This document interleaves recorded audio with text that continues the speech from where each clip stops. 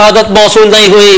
वफाकी वजीर मजहबी अमूर सरदार यूसुफ ने मुफ्ती मुनीब की सरजनिश करते हुए उन्हें अमले और मीडिया से नरमी से पेश आने की हिदायत कर दी।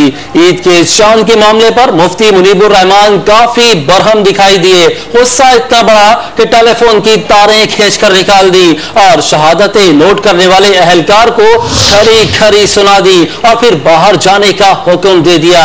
साथ ही अपील की कि लोगों को चांद के बारे में गुमराह न किया जाए। ऐलान किया कि चांद की अब तक कोई भी शहादत मौसूल नहीं हुई। वफाकी वजीर मजहबी अमूर सरदार यूसुफ ने मुफ्ती मुनीब की सरजनिश करते हुए उन्हें अमले और मीडिया से नरमी से पेश आने की हिदायत कर दी। उन्होंने मजीद क्या कहा, आपको दिखाते हैं। 2 शहादतें आ गई, 3 आ गई, 4 आ गई, ये सब झूठ है और ये गलत बयानी है और पूरी कौम को मुस्तरब करना और परेशान करना है।